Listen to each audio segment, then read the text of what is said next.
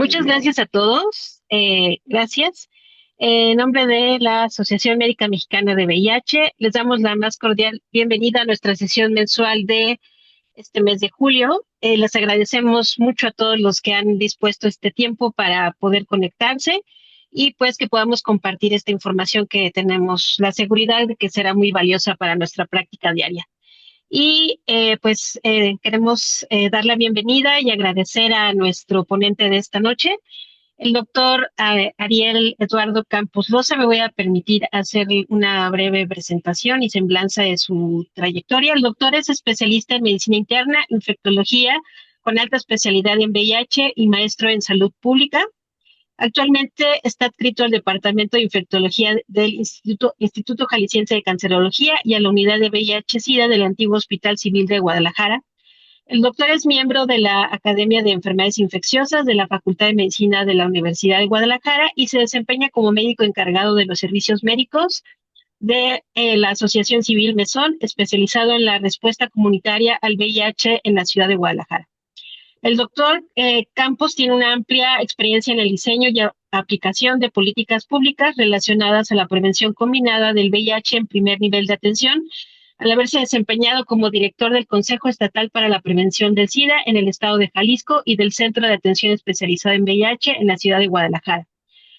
Adicionalmente, el doctor Ariel mantiene colaboraciones regulares con el Centro Nacional para la Prevención del SIDA en relación a la creación e implementación de estrategias de prevención combinada para el VIH, cuyo último producto ha sido justamente la guía para otorgar PrEP y PEP en México. Entonces, pues muchas gracias, Ariel, por haber aceptado participar en esta reunión y pues gracias por compartirnos tu experiencia acerca de las nuevas guías de PrEP en México y pues queremos que nos digas qué hay de nuevo. Muchas gracias. Muchas gracias. Sí, gracias por invitarme a la Asociación Mexicana de VIH. Creo que es una oportunidad excelente como para poder platicar acerca de los cambios que tiene la guía actual comparada con la del año 2022 en la coyuntura del compromiso federal con respecto a la eliminación de la epidemia de VIH-Sida para el año 2030. Y entonces, pues con gusto voy a presentarles algunas diapositivas en los próximos minutos que hablan justamente de este tema. Como introducción, quiero comentarles que los nuevos casos de infección por VIH, desde el que se comenzó a documentar la infección por este virus en México, pues ha ido a la alza, excepto después de los años de la pandemia de COVID, justamente por la reducción del acceso al testeo temprano, pero que rápidamente en los 2 años, digamos que volvió la tendencia del diagnóstico previos a la pandemia, ¿no? Y como ustedes pueden ver en la gráfica, pues el incremento ha sido sobre todo marcado pues en hombres más que en mujeres asignados al nacer. Y bueno, pues justamente este trabajo de Bravo García que presentó en el Congreso de AIDS 2024, podemos, digamos que, objetivar que las poblaciones clave a quien siempre en este mundo occidental, donde se encuentra una epidemia concentrada, es donde se encuentran o donde se recomienda, digamos, acotar las estrategias de prevención combinada, pues apenas representan alrededor del 8% de la población mexicana, del cual más alrededor del 87% corresponden a una epidemia que está altamente concentrada en hombres que tienen sexo con hombres, personas que se inyectan drogas, mujeres trabajadoras sexuales, mujeres trans, personas privadas de su libertad y pues las parejas. Y un 13% correspondería a una población heterosexual considerada pues en su generalidad como de riesgo bajo, aunque representan en sí mismos el segundo grupo más grande de nuevos casos de infección por VIH a nivel nacional. Y como ustedes pueden ver ahí, 3/4 partes casi de los nuevos diagnósticos se concentran en hombres que tienen sexo con hombres, particularmente hombres jóvenes, ¿no? Haciendo un análisis sobre los mismos datos de la Dirección General de Epidemiología y del CENSIDA, comparando los años entre el quinquenio 2014-2019 y los años 2020 y 2024, haciendo una operación muy simple, que es la razón de razones entre la relación hombre-mujer. Como siempre hemos sabido, la relación hombre-mujer en México ha sido siempre a favor de los hombres y varía de acuerdo a la localización geográfica de estos hombres, siendo de los estados con menos relación, una relación más pareja hombre-mujer, el sur-sureste de México, particularmente Chiapas, y una, digamos, acentuada diferencia en la zona centro, en el Valle de México o en las zonas digamos, del occidente del país, donde hay una mayor cantidad de hombres con relación a las mujeres. Sin embargo, haciendo este análisis de razón de razones, podemos observar que en estos dos grupos de tiempo que ya les comenté, ha habido un incremento estadísticamente significativo del número de hombres que se diagnostica la infección por VIH, y estos cambios han sido considerablemente más marcados, por ejemplo, en Durango, donde la razón de razones incrementó hasta 2.06 veces más comparado con lo que se tenía en el año 2014-2019. Y esta misma tendencia ha, digamos, avanzado en la absoluta mayoría del territorio nacional. Sin embargo, el hacer solamente estos análisis en las poblaciones de hombres, digamos que continúa invisibilizando la problemática del incremento de los casos también en mujeres cisgénero,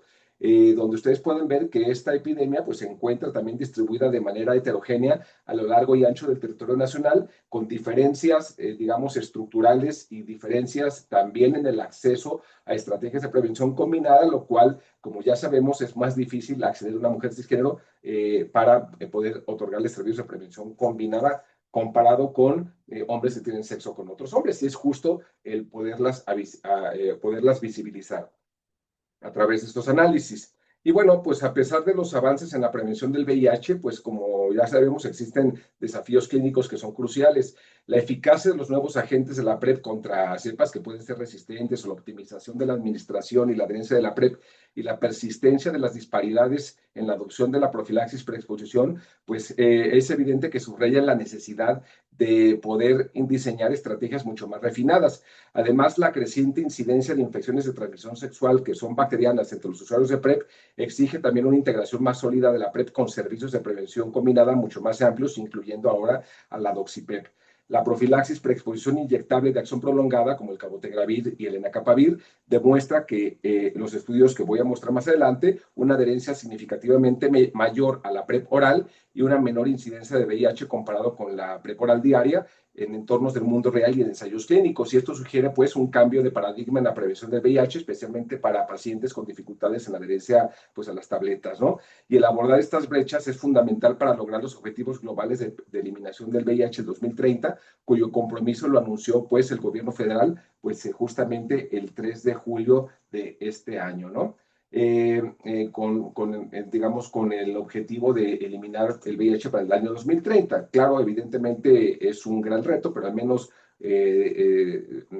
manera simbólica, pues es una declaración bastante buena que esperemos que puedan operativizarla rápidamente en los próximos meses y pues al corto plazo, ¿no? Haciendo una revisión de las guías publicadas sobre la PrEP en la América Latina y el Caribe, que son al menos accesibles por la web y que incluyen México, Argentina, Brasil, Chile, Colombia, Cuba, El Salvador, Guatemala, República Dominicana y Uruguay, podemos hacer un análisis comparativo, por lo menos superficial, del espíritu de cómo otorgar PrEP en nuestra región. Y la verdad que no ha sido de mi interés compararlo con las guías tradicionales norteamericanas o europeas, pues ya que en Latinoamérica compartimos realidades culturales diferenciadas y recursos económicos mucho más limitados que los países del norte, que típicamente pues tienen recursos mucho más amplios, justamente por la dominación económica que tiene hacia los países del sur. Por lo tanto, me he limitado a hacer nuestras comparaciones con los países de la región. Ahora,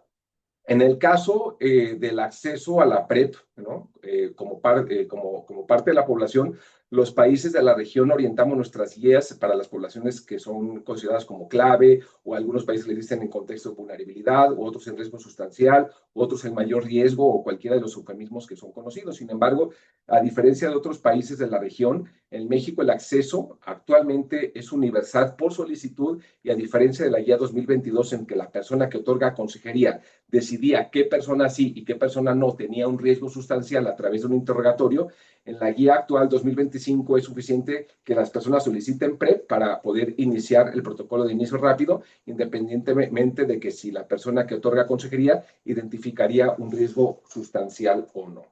En relación a la función renal, la mayor parte de los países indican una evaluación obligatoria de primera evaluación, excepto pues Brasil, nuestro vecino Guatemala y nosotros, en los que ya adoptamos una posición aún más afín a las recomendaciones de OPS, en donde se declara a la evaluación de la función renal como meramente opcional, de acuerdo, o condicional, en este caso, de acuerdo a la edad u otros factores de riesgo de nefropatía. En términos de fármacos usados para la PrEP en Latinoamérica y el Caribe, pues prácticamente las guías actuales que están disponibles exclusivamente incluyen la PrEP oral, con tenofovir disoproxil y emtricitabina en cualquiera de las modalidades, tanto diaria como por evento. Sin embargo, en México, la actual guía ya señalamos la incorporación de la PrEP inyectable de acción prolongada, como el cabotegravir y el lenacapavir, ¿no? Ahora, en relación a la telemedicina, que es crucial para alcanzar las regiones remotas con recursos humanos limitados, esta estrategia resulta pilar en Brasil para la expansión de la PrEP, mientras que en México solo es mencionada, más no es detallada, lo que señala la necesidad de desarrollar esta estrategia como clave para la expansión de la PrEP en nuestro país. Y que claramente esta telemedicina resulta para Brasil crucial, y eso explicaría, al menos en parte, el por qué nosotros estamos en un lejano 3% de las prescripciones de PrEP en la América Latina comparado con Brasil, que la absoluta y arrollante mayoría de las prescripciones de PrEP son en ese país. Ahora, las pruebas complementarias que se ofrecen a las personas usuarias de la PrEP incluyen aquellas que detectan otras ITS como la hepatitis B, la hepatitis C, la sífilis, la gonorrea y la clamidia. Ahora, muchos países no toman en cuenta a los menores de edad, excepto Colombia, que especifica que pueden acceder a la PrEP a los mayores de 12 años, y pues en nuestro caso, junto con Brasil, a partir de los 15 años, y esto desde el año 2022, donde tiene un algoritmo bastante claro en cómo acceder a las pruebas en menores de edad con o sin acompañamiento de los padres. A pesar de las recomendaciones de ONUCIDA sobre la incorporación de las poblaciones más afectadas por la epidemia en la respuesta al VIH, y que estas deben de ser protagónicas en el otorgamiento de los servicios de prevención combinada en los países donde residen, no es raro encontrar guías que no mencionan el papel de las organizaciones civiles, que sin embargo en México estas resultan un componente esencial en la implementación comunitaria de la PrEP, particularmente otorgada por población PAR, ¿no? De ahí que no ha cambiado, eso sí, nuestra guía relaciona el 2022 con el 2025 con el espíritu de que el modelo para otorgar PrEP es a través de un paquete de servicios de prevención combinada que pueden incluir lo que tengas al alcance y en la realidad de la epidemia de tu región donde vivas, que puede incluir, además de las pruebas rápidas que ya comentamos, el diagnóstico y el tratamiento de ITS con los medios que tengas necesarios, el proveer inyección segura para personas que se inyectan drogas, el otorgar servicios adicionales de atención primaria en la salud en medida de lo posible, intervenciones como otorgar condones, tanto masculinos como femeninos, y lubricantes, además de otorgar profilaxis post-exposición, vacunas en medida de lo posible, y actualmente pues se ha incorporado la Doxipep, ¿no? Además de siempre procurar hacer intervenciones sociales en más de un determinante social en salud, porque eso incrementa la posibilidad de que tengamos personas usuarias y además que se enganchen en la PrEP, ¿no? Y ustedes pueden ver que todas estas estrategias no son en sí mismas o en sí mismas únicamente una panacea cada una de ellas, sino que su combinación pues permite prevenir una gran cantidad de nuevos casos de infección por VIH en medida de que podamos tener acceso a cada una de ellas. Ahora, con la guía 2025 ha habido ciertos cambios en el paradigma clínico. Por ejemplo, en el 2022 estaba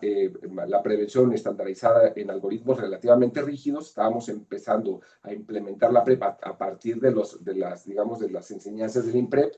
y que una vez que ya conocemos y estamos más familiarizados con la estrategia en los centros de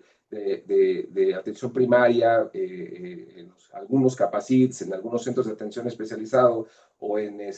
algunas organizaciones civiles, pues ahora en el 2025 pues la hemos desarrollado para que tenga un espíritu de prevención personalizada, centrada en la persona y adaptarla pues a su estilo de vida. Y de ahí que el algoritmo de prevención 2025 pues incluye 5 grandes pasos: la evaluación inicial, la confirmación del estatus positivo, negativo o indeterminado, la personalización de la PrEP que vamos a utilizar o que vamos a seleccionar, o cualquier otro servicio de prevención combinada, la atención integral a la PrEP con otros servicios y pues el seguimiento. En este caso, en el paso 1, en la evaluación inicial, se ha incorporado, además de la prueba rápida, la autoprueba. En el 2022 hay un tamizaje tradicional donde se nutre con una cantidad de algoritmos, digamos, que fueron, digamos, diseñados para ser adaptados en cada uno de los centros, pero de alguna manera requería infraestructura de laboratorio para avanzar en algunos escenarios. Sin embargo, digamos, en los algoritmos 2025 prácticamente se priorizan las pruebas rápidas y se incorpora la autoprueba en el algoritmo clínico para el tamizaje inicial y el seguimiento, ya sea virtual o presencial, porque estas pruebas rápidas, a través de ensayos previos, hemos visto que pues, empodera a las personas usuarias, descentraliza el testeo. Cualquier persona que tenga una prueba reactiva, pues evidentemente que requiere una confirmación inmediata o incluso cuando se tiene duda, pero los negativos agilizan tanto la dispensación de la PrEP como de otros servicios de prevención combinada. Y en este caso existe pues literatura relativamente reciente también derivada del ensayo INPREP, pero esto básicamente en análisis de Brasil y de Perú, que hablan sobre el papel de la autoprueba para el uso de los servicios de prevención combinada, es decir, cómo puede ser un motor para utilizar PrEP u otros servicios de prevención combinada en hombres que tienen sexo con hombres y mujeres trans, donde se reclutaron alrededor de 700 usuarios de PrEP, en los cuales se le otorgaban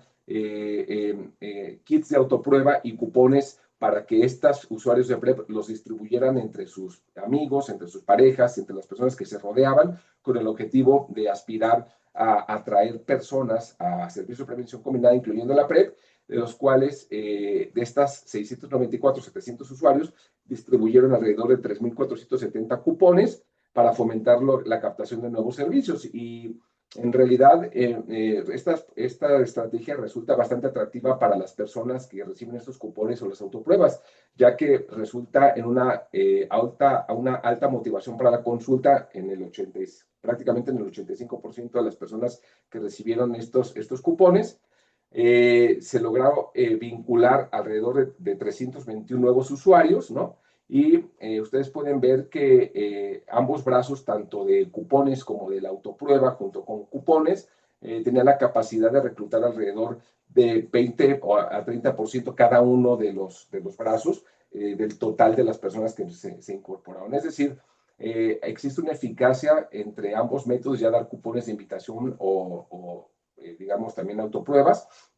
Estadísticamente significativa mayor los cupones que las autopruebas, pero ambos tienen esa capacidad de atraer nuevos usuarios. Entonces es una estrategia bastante novedosa, ¿no? Y buena. En este caso, en el ecosistema de pruebas que utilizamos para el inicio de la PrEP, siempre debemos de localizar a la prueba de VIH como una prueba obligatoria en el mismo día, la prueba rápida. Si utilizamos un inmunoensayo porque no tenemos acceso a las autopruebas, porque pueden complejizar la agilización de los servicios, sobre todo si trabajamos en centros grandes, entonces es posible tener inmunoensayos que tengan menos de 7 días de resultado. Y digamos que las otras pruebas, en este caso las pruebas de función renal, actualmente en 2025 ya es una prueba meramente condicional que está restringida a las personas mayores de 50 años o en aquellas personas de cualquier edad que puedan tener ciertas condiciones o ciertos factores de riesgo de enfermedad renal, como hipertensión, como diabetes, como consumo de aires, como consumo de algunos otros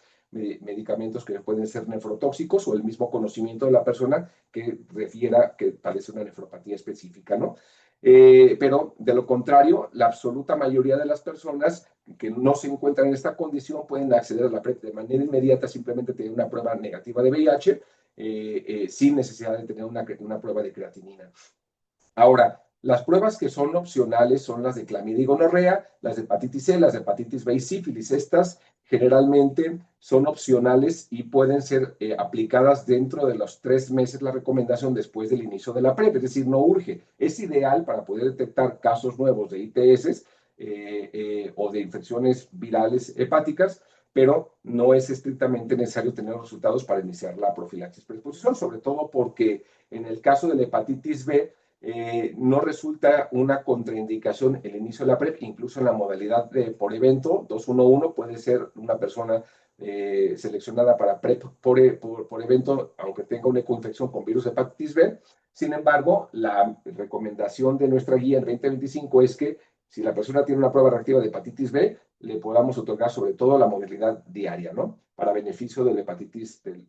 tratamiento de la hepatitis B. Ahora, en el caso de una persona que tenga una prueba inicialmente reactiva de VIH, ¿no? Entonces lo que hacemos es la confirmación de su estatus de presunta positividad, donde la guía actual lo que hace es, digamos, potenciar el uso de pruebas rápidas en el punto de atención de ácidos nucleicos con cualquiera de las, digamos, modalidades que puedan tener, que pueda haber en México disponibles, que son aprobadas obviamente, que tenga validación su uso, como el EMPIMA o el EXPERT. Y que cualquier persona que tenga un cribado positivo para VIH de anticuerpos, pues pueda tener una prueba de ARN para poder confirmar la infección. Ahora, en el caso de que una persona tenga una, bueno, digamos que esta es la diapositiva donde pueden ver ustedes algunas de las estrategias de testeo rápido. En el caso de que una persona no tenga una prueba no reactiva, que son la absoluta mayoría, y que pueda tener una exposición sexual de riesgo sustancial o parenteral de riesgo sustancial para adquirir la infección por VIH, entonces esta persona debe ser candidata a iniciar profilaxis post-exposición y con el esquema que utilizamos en México, que es el Biktarvy, ¿no? El tenofovir, la fenamida con emtricitabina y Bictegravir por 28 días, y al término de los 28 días no se debe de suspender la atención, es decir, si la persona se considera que se encuentra en riesgo sustancial, pues valorar la transición inmediata a PrEP continua para evitar lagunas de protección. En ese sentido, ya hay trabajos recientes que han probado que esta modalidad de profilaxis posexposición con Biktarvy o con tenofovir, fenamida, emtricitabina y Bictegravir, digamos, tiene una tasa de completamiento de 96% por su excelente tolerabilidad, con mínimos efectos adversos, con cero conversiones en el caso del uso de este tipo de estrategia, por lo cual este tipo de profilaxis por exposición demostró ser un punto de entrada efectivo al continuo de prevención del VIH en la mayoría de las personas que son elegibles para PrEP, ¿no? Ahora, cuando una persona pues, no tiene una prueba no reactiva, no tiene exposiciones de riesgo sustancial en las últimas 72 horas, pero sí tiene síntomas que pueden sugerir una infección aguda por VIH, entonces lo que tenemos que hacer es confirmar o descartar la presunta infección por VIH, y esto utilizando una regla que es que tengas una prueba inicial no reactiva, que hayas tenido un contacto de riesgo sustancial sin condón o parenteral en los últimos 75 días, pero particularmente en las últimas 4 semanas, y que tengas al menos un síntoma en los últimos 30 días. En este caso, siempre tenemos que sospechar una infección aguda por VIH con cualquiera de los signos o síntomas que podamos observar, ¿no? Que fiebre, fatiga, adenopatías, exantemas, úlceras orales o genitales, diaforesis, diarrea o citopenias, ¿no? En este caso, otra vez, una de las ventajas de tener estas pruebas de point of care de ARN en los centros es que una prueba no reactiva o negativa para RNA en estas personas que presuntamente puedan cursar con infección por VIH es, digamos, tiene un valor predictivo negativo extremadamente alto para descartar la infección por VIH, particularmente cuando se someten estas personas o estas pruebas a través del cribado primero del filtro a través de la escala de Amsterdam, donde una prueba que se encuentra o una escala de arriba de 1.6 puntos permite de manera confiable utilizar una prueba de RNA para poder confirmar o descartar la infección aguda por VIH. En el caso de que las personas tengan factores de riesgo para una enfermedad renal y que se objetive una estimación del filtrado glomerular por debajo de los 60 mililitros por minuto y encima de 30, entonces son personas en las cuales son candidatas para utilizar tenofovir, la fenamida con emtricitabina, pero básicamente en las poblaciones que ya sabemos que funciona, como es hombres que tienen sexo con hombres y mujeres trans que no se encuentran con terapia hormonal afirmante de género. De lo contrario, si las personas se encuentran por encima de los 60 minutos por minuto, entonces básicamente vamos a seguir utilizando el tenofovir disoproxil. Y aquí esta tabla nos permite comparar cuáles son la eficacia, el impacto renal, el impacto óseo, el impacto metabólico, pero también contrastar el costo mensual aproximado de cada una de las dos estrategias. Ustedes pueden ver que el rey aquí es tenofovir disoproxil, particularmente genérico, donde tiene una eficacia universal para todas las poblaciones. Hombres tienen sexo con otros hombres, mujeres trans, con terapia hormonal, sin terapia hormonal, en modalidad 211, en modalidad diaria, ¿no? Pero claro, siempre y cuando tengas una estimación de filtrado glomerular por encima de 60 o que no tengas factores de riesgo para enfermedad renal, en la cual no importa que no tengas un nivel de creatinina, ¿no? Podemos ver que el impacto renal es en el tenofovir disoproxil, que es una preocupación importante para muchas personas, tiene básicamente, es estadísticamente significativa la reducción, pero no es clínicamente significativo. Y eso es lo que debemos de ser claros con los usuarios, sobre todo quien pregunta. Es decir, tiene una reducción al año de 2 mililitros por minuto en una persona que si es joven, tiene 25 años y filtra 100, dos, no le va a representar ninguna reducción clínicamente significativa y al suspender el tenofovir, digamos, esa presunta reducción vuelve a la normalidad, ¿no? Lo cual, eso sí, resulta importante en aquellas personas que ya se encuentran limítrofes por debajo de los 60 mililitros por minuto, lo cual aquí el TAF resulta ya tener un efecto neutro. El impacto óseo también tiene, digamos, una leve pérdida de la densidad que es estadísticamente significativo comparado con el placebo, pero no es tampoco clínicamente significativo, ¿no? Y no incrementa necesariamente el riesgo clínico de fractura, a menos de que ya la persona se conozca con una densidad mineral ósea reducida por cualquier condición que pudiera tener subyacente. Lo cual también, pues, este cambio o esta reducción es neutra para el caso de tenofovir a la fenamida con emtricitabina. Y el impacto metabólico, digamos que en el caso de tenofovir disoproxil es favorable, puesto que te induce o una ausencia de cambios o incluso una pérdida de peso en las personas que lo usan, a diferencia del TAF con emtricitabina, donde se observa un incremento de peso estadísticamente significativo, puede ser de 1 hasta 2, 3 kilos, lo cual en algunas personas puede resultar, sí, clínicamente significativo, es decir, sí le puede preocupar aumentar 2 o 3 kilos de peso, además de que también te incrementa particularmente en las personas que se encuentran arriba de los 40, 45 años, el riesgo de hipertensión y sobre todo el riesgo también de empezar a utilizar estatinas por este incremento de los lípidos que tienes.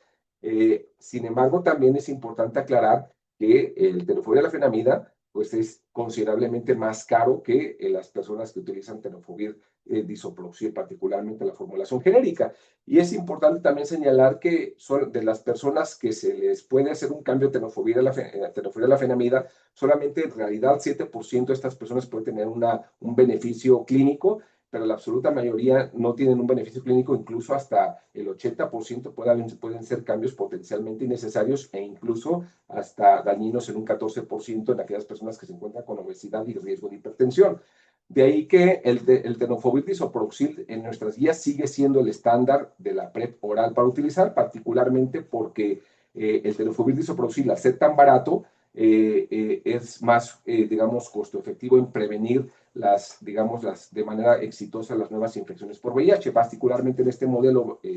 que se utilizó para Brasil. Podemos ver que incluso el tenofovir disoproxil, que es para eventos, ¿no? Para el 211, es, digamos, el que tiene mayor eficacia, seguido del tenofovir en su modalidad continua y después el inyectable con cabotegravir. En este caso, también el 211, quiero aquí abrir un paréntesis sobre que es la segunda modalidad más utilizada en México, evidentemente, pero que tiene un potencial de usarse mucho, mucho mayor. Me parece que está subutilizado y que la guía actual así lo establece y la estimula que se use el 211, sobre todo a través de esta información de los resultados finales del ANRS Prevenir, el estudio francés que ya conocen, donde a través de 22 sitios que reclutaron alrededor de, digamos, participantes que tenían ciertos riesgos de adquirir la infección por VIH y que tenían la opción de tomar la modalidad diaria o cambiar la demanda, La verdad que es un análisis muy rico de más de 13.100 años por persona acumulados, donde los cuales no se observó diferencias estadísticamente significativas entre los regímenes, pero lo que sí se observó es que las personas que digamos que tenían cambios en el régimen a voluntad,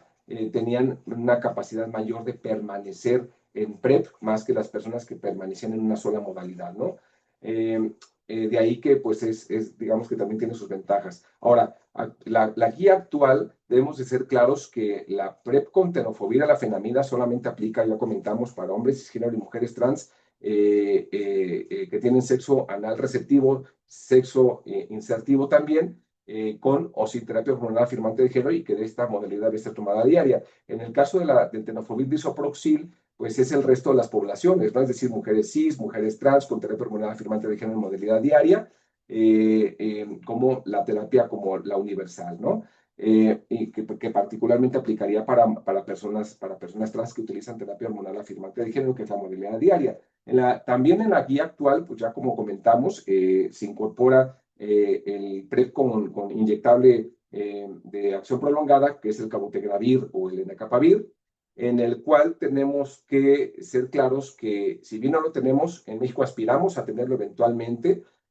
porque tiene una capacidad superior a la PrEP oral para prevenir nuevas infecciones por VIH, sobre todo debido a que en el mundo real la adherencia al PrEP oral resulta ser inferior justamente por tener ciertos cruces con condiciones sindémicas, como vamos a ver más adelante, que dificultan que ciertos grupos de personas que priorizan otras necesidades primarias a su vida, más que el miedo a la infección por VIH o la preocupación de estar libres de VIH. En este caso, la inyección, pues, digamos, permite brincar esas preocupaciones, ¿no? En este caso, a diferencia de la administración diaria o 211 de la PrEP oral, el cabotegravir se aplica de manera bimensual, el lenacapavir de manera semestral, pero que justamente requiere ciertos recursos para poderse administrar de manera, digamos, a tiempo, tanto el cabotegravir como el lenacapavir, con el objetivo de que las personas no transiten en periodos de susceptibilidad que puedan entonces adquirir las infecciones por VIH, ahora con ciertos levantamientos de resistencia en el caso de cabotegravir, donde el cual perdería la posibilidad de ser tratada esa persona con las terapias de primera línea con inhibidores de integrasa que tenemos. En este caso, ese es el tema, el que si se identifica, si se incorpora pronto digamos, la PrEP inyectable, pues ese tiene que tener cierta infraestructura, cierto personal, cierta capacidad logística para poder tener recordatorios de los usuarios que acudan de manera a tiempo a las unidades de donde se inyectaría la PrEP, con el objetivo de evitar estas potenciales exposiciones a niveles subterapéuticos que desarrollarían estas infecciones que ya comenté, ¿no? Y además de que para poderlo incorporar, pues resulta esencial el abogar por un precio razonable, puesto que ustedes pueden ver aquí que a precio en dólares norteamericanos, el costo por infección prevenida en el caso del PrEP oral 211 o por evento es de apenas $1,923 por infección prevenida, lo cual esto incrementa de manera masiva hasta casi $1,000,000 cada infección prevenida por VIH en el caso de utilizar cabotegravir de acción prolongada a precio de Estados Unidos, ¿no? Eso es evidente que es inalcanzable, es imposible poder tener una política pública de PrEP inyectable con esos precios, ¿no? En el caso del uso de estos inyectables, la guía promueve que estos pudieran ser utilizados básicamente también en personas que tengan estas vulnerabilidades, estas condiciones endémicas que puedan facilitar la transmisión del VIH en estas poblaciones, particularmente aquellas personas que tengan coexistencia de depresión, ansiedad, consumo de drogas o abuso de alcohol, particularmente drogas como el cristal. Ya que estas sindemias asocian efectos adversos a la salud. Son personas que tienen adherencia subóptima a cualquier esquema de tratamiento, particularmente preoral, que se involucran más frecuentemente en actividad sexual sin condón, drogas inyectables, y ¿por qué? Pues porque priorizan otras necesidades inmediatas antes de resolver la preocupación sobre el VIH. En este caso, ya brincando a la atención integral en conjunto con los fármacos para otorgar PrEP, la nueva guía expande los servicios ahora a la doxipep, sobre todo utilizando, como ya sabemos, la doxiciclina como herramienta preventiva, con el objetivo de que las personas que se involucren en sexo, digamos, anal, sin condón, puedan acceder a una dosis de 200 miligramos de doxiciclina, cualquiera de sus formulaciones, ya sea iclato o hidrato, que igualmente funcionan, idealmente antes de las 24 horas, pero digamos que con una ventana incluso hasta máxima de 72 horas. Lo cual en la guía de Sencida básicamente restringe el uso de la doxipep en aquellas personas, básicamente HCH, ¿no? y personas trans, con al menos una ITS bacteriana en los últimos 12 meses y pruebas negativas de sífilis, clamidia y gonorrea. Estas personas que tienen más de una ITS apenas representan el 3% de la totalidad de la población que pudiera beneficiarse de la PrEP. Y esta es la razón por la que el número necesario a tratar de acuerdo a este criterio solamente sería de 8 personas tratadas con doxipep con el objetivo de prevenir una infección de transmisión sexual bacteriana, comparado con si damos doxiciclina a todo mundo que esté tomando PrEP, donde se necesitan 60 personas tratadas para prevenir un solo caso de infección de transmisión sexual bacteriana. Lo cual esto significaría, uno, incremento de los costos y dos, incremento en la exposición masiva de antibióticos que todavía no sabemos cuál sería el potencial impacto de una cantidad tan enorme de personas tratadas, pero sí podemos anticipar que tenemos un riesgo nada irracional de resistencia a antibióticos en múltiples patógenos, por ejemplo, en Neisseria gonorrea, en Staphylococcus aureus, en Streptococcus de grupo A, y esto pues ya ha habido cada vez evidencia que se va acumulando con respecto a Neisserias gonorrea resistentes, a Staphylococcus aureus resistentes a tetraciclinas, a clindamicina, a trimethoprim, sulfametoxazol, y colonización por Staphylococcus aureus resistente a oxacilina, con los riesgos que pueden ocasionar para ciertos grupos de personas, ¿no? Pero también muy recientemente trabajo inglés que hablan sobre, digamos, una vía emergente de incremento de transmisión de Neisseria meningitidis por transmisión urogenitalia no rectal impulsada por redes de contacto íntimo de entre hombres que tienen sexo con otros hombres, cuyas algunas cepas son especialmente hipervirulentas, particularmente complejo clonal CC11, lo cual puede tener la capacidad, uno, de hipertransmisión, pero también la hiperinvasividad que te lleva entonces a desarrollar meningitis muy agresiva, ¿no? Donde digamos, la tasa de portación orofaringia en este grupo que fue estudiado en el Reino Unido fue de hasta 21%, uno de cada 5 testeados tenían Neisseria meningitidis en faringe, lo cual esto es digamos, un contraste muy marcado entre los adolescentes británicos, que andaban alrededor del 4 o 5%, comparado con el 21% de los HCH, ¿no? Y los factores de riesgo asociados a esta tasa de colonización era pues, compartir pipas de agua, particularmente con estas costumbres que tienen, sobre todo de costumbres que son más de Oriente Medio, uso de profilaxis preexposición, el fumar de 11 a 20 cigarrillos al día, quizás por el tema de compartir o de compartir los cigarros o también de reducir digamos, los mecanismos de defensa locales, y también un comportamiento sexual con más de 3 parejas masculinas, lo cual también había ciertas asociaciones de portador de Neisseria gonorrea en aquellas personas que tenían gonorrea orofaringia o gonorrea uretral, ¿no? Que son asociadas pues, también a tener la aportación de Neisserias. Además de que también se observó que se compartían, digamos, posibilidad de tener resistencia a Neisseria meningitidis a través de una, digamos, resistencia horizontal, a través de compartir plásmidos de resistencia entre Neisseria gonorrea y Neisseria meningitidis, ¿no?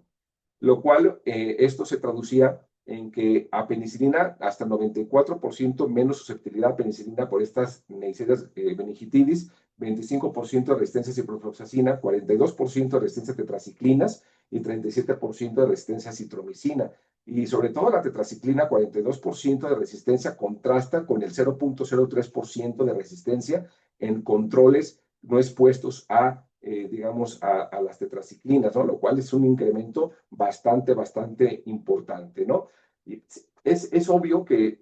no por eso vamos a dejar de aspirar a tener una estrategia que hoy por hoy, después del condón, es la estrategia más eficaz para prevenir la sífilis, particularmente en nuestro país, que tenemos una prevalencia enorme de sífilis, particularmente en hombres que tienen sexo con hombres en diferentes estados de la República, ¿no? Además de que también ha demostrado que la incorporación de esta estrategia de Doxipep,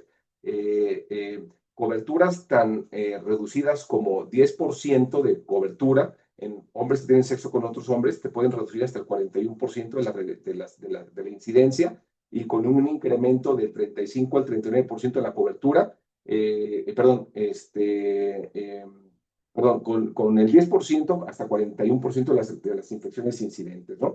Y con 25% de cobertura hasta reducción del 62%, 2/3 de las infecciones, lo cual tiene el potencial de reducir sustancialmente la incidencia, incluso con coberturas relativamente bajas, cuando son particularmente dirigidas a hombres que tienen sexo con hombres. Ahora, los servicios adicionales, además de las ITS, bueno, también si podemos tener oportunidad, es la vacunación preventiva para hepatitis B, para VPH,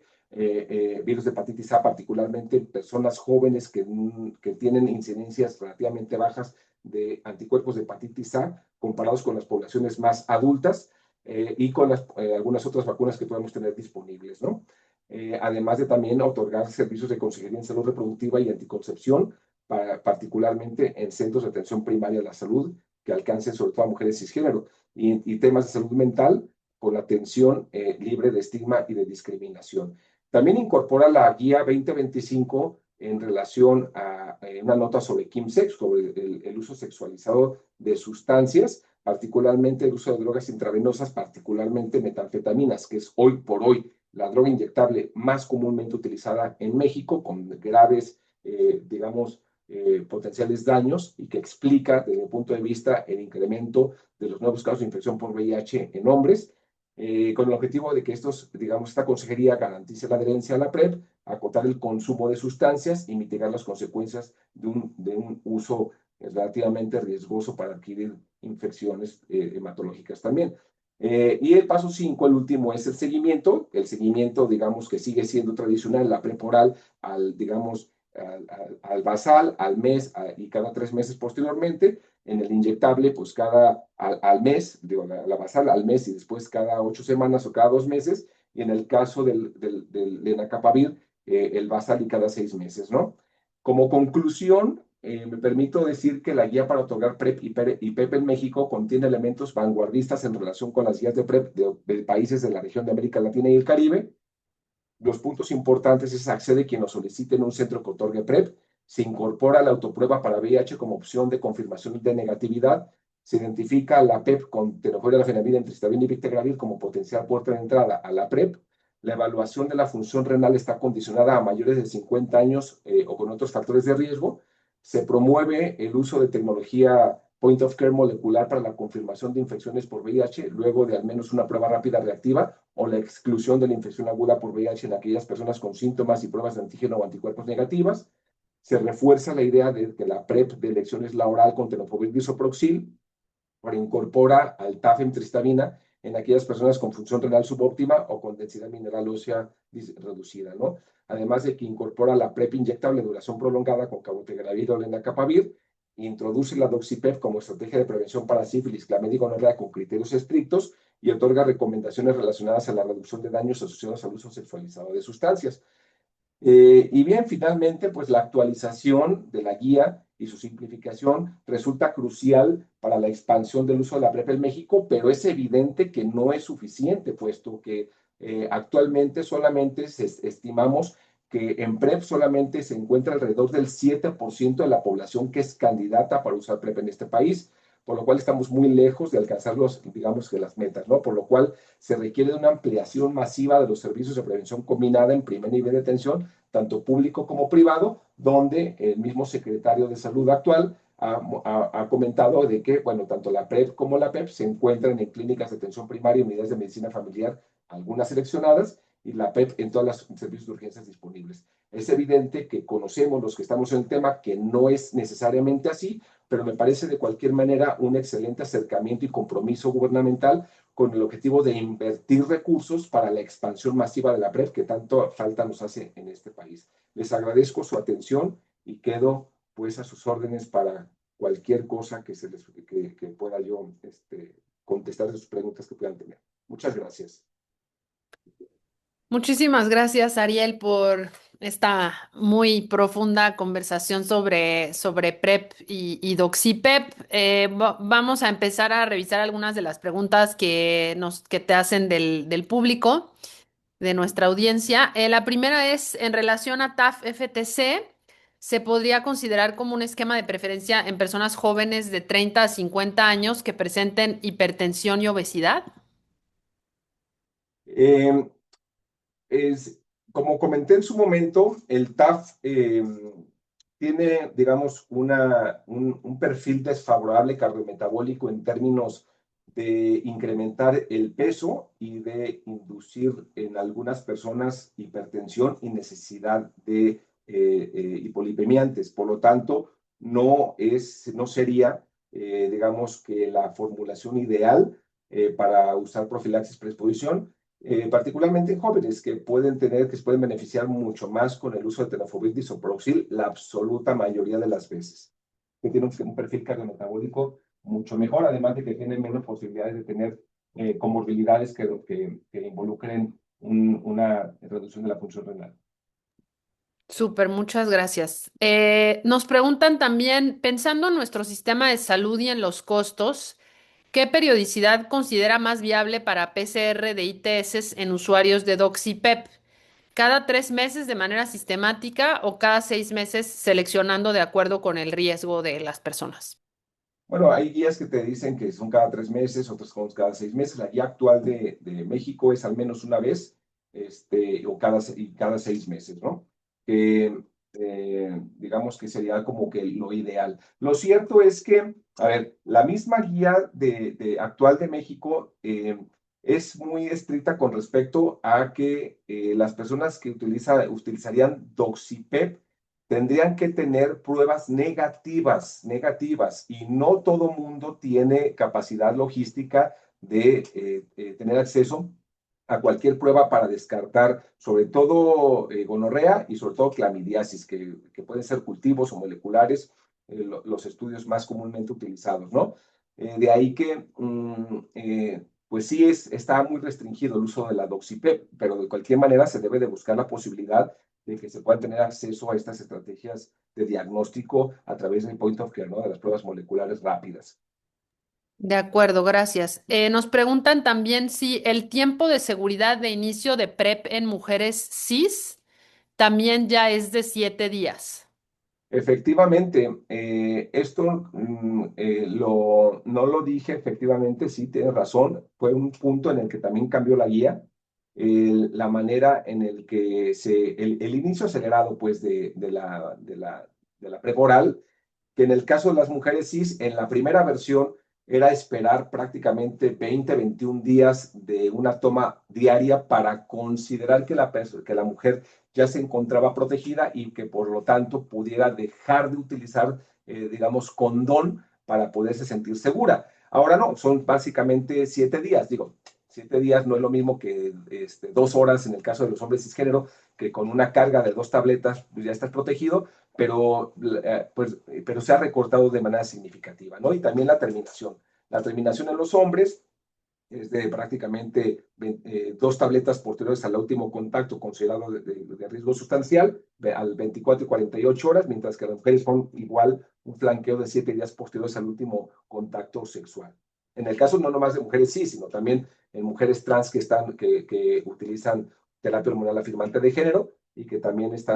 tienen sexo por neovagina. En este caso es meramente una recomendación de expertos porque no hay evidencia que así diga que es tan seguro, ¿no? Y básicamente la guía mexicana nos apegamos mucho a las recomendaciones de OPS y un poco las adaptamos a nuestra realidad nacional. De acuerdo, muchas gracias. Preguntan también cómo deberíamos vigilar la resistencia antimicrobiana en la práctica clínica. Si encontramos gonorrea por PCR en una persona que usa doxipep, ¿en qué escenarios consideras necesario obtener cultivo y antibiograma aparte del NAT? Bueno, digamos que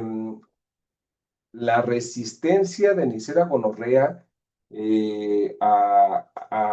digamos, a los antibióticos de primera línea en México, digamos que no es un tema tan marcado como puede suceder en Estados Unidos, sobre todo también porque la evidencia también es muy pobre, muy poca. Hay estudios muy pequeñitos, pero lo que aspiramos básicamente es el tratamiento empírico. La guía no especifica que si hay que hacer cultivo después de una persona que diagnostica gonorrea, simplemente lo que sí te indica es que hay que utilizar la estrategia que se utiliza, que es la ceftriaxona, y si no tienes evidencia para hacer pruebas de clamidia, pues bueno, pues das 7 días de doxiciclina, ¿no? Que eso es lo que puedo yo decir con respecto a la guía. No abunda mucho en el tema de los cultivos. Ni siquiera en la primera versión que tiene digamos, un anexo mucho más rico de ITS. De acuerdo. También nos preguntan sobre, bueno, en tu opinión, de todos los retos que tiene el programa de prevención en México, ¿cuáles serían las principales estrategias que reforzar para incrementar el uso de PrEP, considerando también grupos como particulares, como son las mujeres y los jóvenes o personas adolescentes? Es una excelente pregunta, pero desde mi punto de vista, la barrera principal es estructural más que personal. Se ha demostrado que una vez que las personas conocen que existe PrEP y está a su alcance, están dispuestas a utilizarlo. Y estos son estudios que ha hecho el mismo Instituto Nacional de Psiquiatría, donde en conjunto obviamente con otras colaboraciones del grupo de INPREP, donde, si mal no recuerdo, al menos aquí en Jalisco, creo que el 73% de las personas que conocen de PrEP estarían dispuestas a utilizarlo. El tema es que no se conoce. La absoluta mayoría de la gente que tiene que son candidatas a PrEP, no conoce el uso de la PrEP. Si estamos aquí personas que nos dedicamos frecuentemente a evaluar personas que viven con VIH, es anecdótica aquella persona con nuevo diagnóstico que conocía del uso de la PrEP. Es anecdótico. O sea, es bien rara aquella persona que se diagnostica con VIH reciente y que sabía que existía PEP o PrEP. O sea que en este caso es más estructural. Claro que las personas que ya lo conocen y que enfrentan ciertos barreras, son barreras sobre todo de estigma, de que se percibe la PrEP como digamos, una estrategia es para personas en riesgo, por lo tanto, con una connotación negativa, un estigma negativo, cuando sí es responsabilidad de nosotros como, digamos, trabajadores de la salud y también en el mismo sistema de salud que se objetiva la PrEP como una estrategia que incrementa, que sea deseable, que sea un proxy de mejor responsabilidad y cuidado en la salud sexual, porque eso hace que entonces las personas deseen tomar PrEP, no lo eviten porque lo va a categorizar o marcar como una persona promiscua, etcétera, ¿no? Entonces, me parece que las barreras son más estructurales.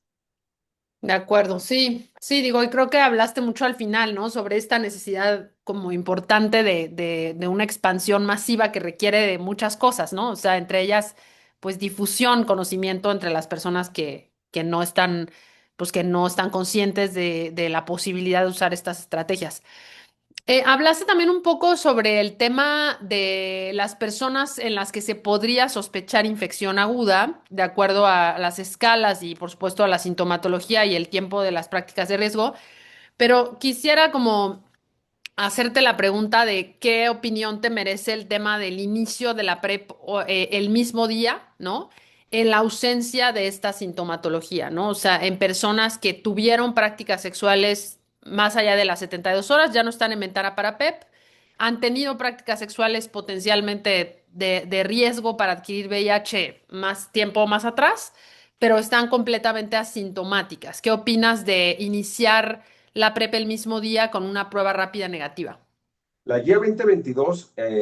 recomendaba el que las personas que se encontraban con una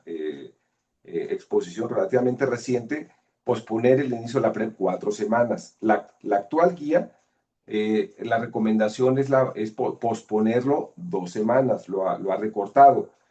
Sin embargo, a mi conocimiento no existe como esta evidencia, es como muy de recomendación sin necesariamente tener como algo realmente objetivo. Lo cierto es que una cantidad importante de personas no te declaran que tienen exposiciones sexuales recientes con el objetivo de agilizar el tema de la PrEP, y estas personas eventualmente son, digamos, captadas en la evaluación mensual cuando repites la prueba y se encuentra esta prueba reactiva. No, digamos, no tengo más que la pura intuición, y eso evidentemente con todas las limitaciones, pero me parece que hacía que el inicio de la PrEP ante una exposición potencial, si la conocemos, pues lo ideal es la recomendación de 2 semanas, pero si no tenemos información, pues no nos debe preocupar, porque vamos a tener después al mes una prueba que la vamos a repetir y vamos a eventualmente detectar a la persona que se lo convirtió, ¿no? Y que en el caso, claro que puede desarrollar una resistencia, pero pues ya vemos que las resistencias básicamente son la emtricitabina y son perfectamente rescatables con la terapia de primera línea con TAF, FTC, Victegravir. Súper. Y Ahora, a ver, algo que me viene a la mente y que siempre he tenido este pensamiento es, en términos de salud pública, es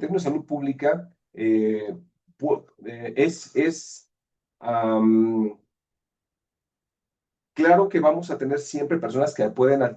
estar con la infección aguda, pero el no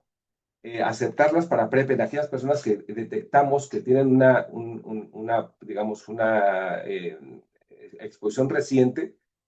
puede hacer que esa persona no vuelva, ¿sí me entender? Y perder esa gran oportunidad que tenemos para poderla incorporar a la PrEP cuando eventualmente, si la adquirió la infección, pues lo adquiere. La ventaja es que se da cuenta al mes y inicia terapia antirretroviral al mes, ¿no? Pues bueno, finalmente es la recomendación, así llegamos a la conclusión en las guías y exposición reciente te lo declara, esperar 2 semanas. de acuerdo, sí, bueno, y que, exacto, o sea, que en general em,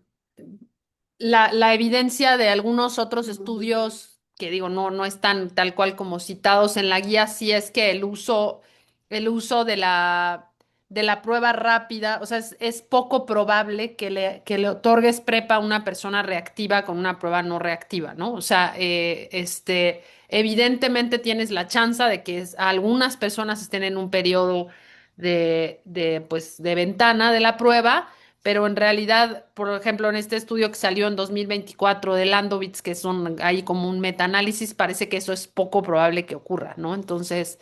también justo, o sea, pensando en esto que mencionas, ¿no? Que muchas veces el no darles prepa a la primera, pues es perder a ese usuario, ¿no? Y perder la posibilidad versus la chance menor de que esa persona pues esté en una fase de cero conversión no identificable todavía por una prueba rápida. Sobre todo porque la absoluta mayoría son negativos. O sea, la absoluta mayoría van a ser negativos. Exacto. Muy bien. Y bueno, nada más como última pregunta, ¿qué ocurriría o qué recomendación tendrías en caso de una persona que está usando PrEP inyectable y que, digo, sabemos que en este momento todavía no lo tenemos disponible, pero en el momento en el que estuviera disponible y que pasa del periodo de ventana de su aplicación de la PrEP inyectable en, digamos, intercalar el uso de PrEP oral en los periodos en los que no alcance a usar la PrEP inyectable? Sí, de hecho es la recomendación exacta de que si la persona se encuentra en ese periodo de vulnerabilidad, pues cambia a PrEP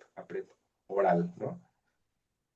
Es evidente, sí, exacto. Y es parte de la consejería de las personas que eventualmente tendrían acceso a PrEP inyectable. De Digo, hay, acuerdo. hay otros temas que quizás convendría en su momento desarrollar que la guía actual no los toca, que es el cómo incorporar la autoprueba, que eso la información de tus estudios, Alicia, va a dar mucha luz en qué estrategias van a servir mucho la autoprueba, cómo hacerle para el tema del PrEP inyectable, ¿no? Qué estrategias de organización interna para estar haciendo recordatorios. El testeo de VIH para personas con sospecha de infección por VIH expuestos a antirretrovirales, que también es otro tema enorme. Sí, de acuerdo. Sí, todavía digo, creo que iremos aprendiendo también sobre la marcha conforme más implementación tengamos, cómo personalizar esas estrategias, ¿no? También pensando en las distintas poblaciones a alcanzar y pues cómo irlas utilizando a favor de los usuarios y de las diferencias en preferencia de las personas que requieran la PrEP, ¿no? Pues muchísimas gracias, Ariel. Leímos todas las preguntas que se hicieron de la audiencia. Pues agradecerles también a quienes nos acompañan a esta hora en esta sesión. Esperamos que haya sido de utilidad esta muy vasta revisión sobre las guías nuevas y que, bueno, también esto nos incite pues a empezar a incrementar el uso de PrEP en las y los les usuarios que creamos que sean candidatos, candidatas, candidates. Y bueno, recordarles también que tendremos el simposio de la AMBI del 22 al 24 de octubre en Puerto Vallarta este año, así que bueno, estén pendientes de la información que iremos compartiendo en redes para la inscripción, el envío de trabajos libres y bueno, por supuesto, su participación en el simposio. Así que bueno, Ariel, muchísimas gracias de nuevo. Muchas gracias a Diana también, a la doctora Diana Molina por presentarte y bueno, a toda la mesa directiva de AMBI. Y buenas noches a todas, todos, todes. Muchísimas gracias. Que estén muy bien. Gracias, nos vemos. Buenas Gracias, noches. Ariel. Abrazos. Bye. Hasta luego. Bye.